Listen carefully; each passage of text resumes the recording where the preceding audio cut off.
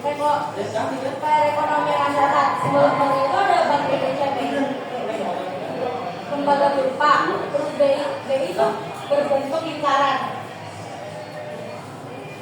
Faktor terbentuknya kebutuhan masyarakat untuk menyimpan dan mengelola uang secara aman, dengan bank sebagai penggerak ekonomi dalam pemberian kredit.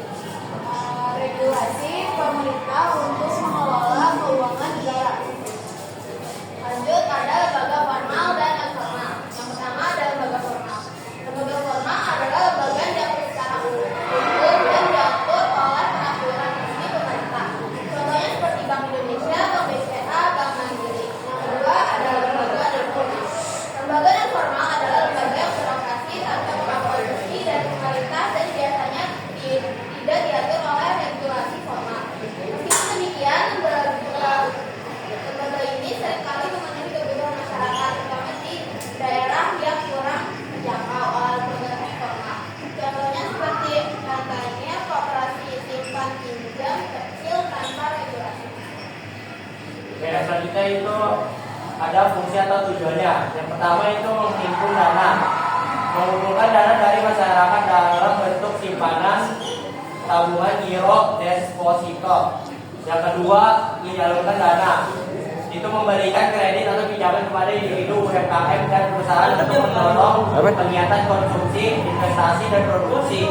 Yang ketiga, menyediakan fasilitas pembayaran, mempermudah transaksi melalui berbagai layanan seperti transfer, mobile banking dan e-wallet. Yang keempat, mendukung kestabilan ekonomi. Bank sentral menjaga stabilitas nilai mata uang, inflasi, dan sistem keuangan nasional. Yang kelima, menciptakan uang giral. Bank menciptakan uang giral, uang non tunai melalui aktivitas kredit dan simpanan yang kontribusi pada kelancaran sistem moneter. Dua, Badan Pemeriksaan Keuangan atau BPK. BPK adalah lembaga tinggi negara yang bertugas memeriksa pengelolaan dan tanggung jawab keuangan negara. Keuangan negara untuk memastikan transparansi dan akuntabilitas. Simbol lembaga BPK mencakup simbol burung garuda dengan tulisan Badan Pemeriksa Keuangan Republik Indonesia.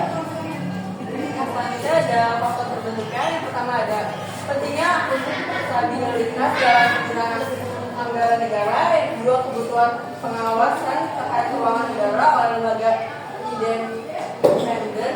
Yang ketiga ada amanat UUD 745 pasal 23E tentang pemeriksaan keuangan negara. Selanjutnya ada contoh lembaga formal dan non formal. Yang formal itu ada BPKRI, Inspektorat Jenderal, dan yang non formal ada media atau organisasi masyarakat yang turut mengawasi keuangan politik publik.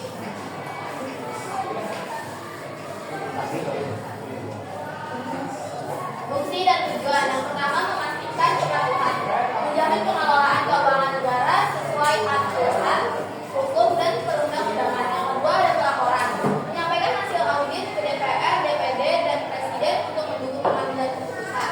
Yang ketiga, ada menjaga integritas keuangan negara, mencegah korupsi dan penyalahgunaan anggaran demi terciptanya tata kelola keuangan yang baik.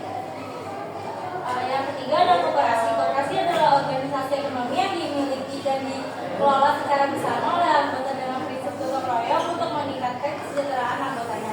Simbol lembaga itu ada Koperasi Indonesia memiliki simbol berupa pohon beringin, roda bergelimit dan padi coklat dan melambangkan gotong royong dan kesejahteraan.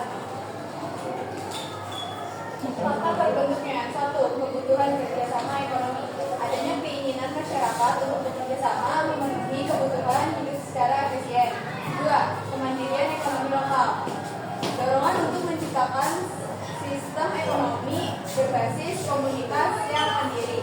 3. Prinsip ekonomi berkeadilan. Mengutamakan nilai-nilai keadilan, kebersamaan, dan pemerataan kesejahteraan. Oke, selanjutnya ada contoh lembaga formal dan non formal. Yang formal itu koperasi unit desa atau KUD. Terus koperasi pegawai negeri atau KPN. Yang kedua itu ada contoh non formal, kelompok arisan atau koperasi berbasis komunitas tanpa regulasi formal. Selanjutnya ada fungsi atau tujuan. Yang pertama memenuhi kebutuhan anggota, menyediakan barang dan jasa dengan harga terjangkau. Yang kedua adalah meningkatkan kesejahteraan, membagi hasil usaha koperasi kepada anggota sesuai kontribusi. Yang ketiga mengurangi ketergantungan eksternal, menciptakan solusi ekonomi lokal yang mandiri tanpa bergantung pada pihak ketiga.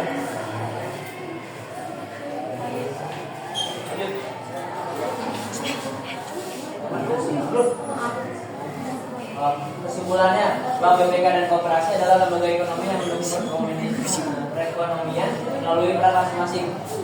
Bank penghimpunan dan menyalurkan dana untuk menjaga stabilitas ekonomi. BPK memastikan transparansi dan akuntabilitas keuangan negara.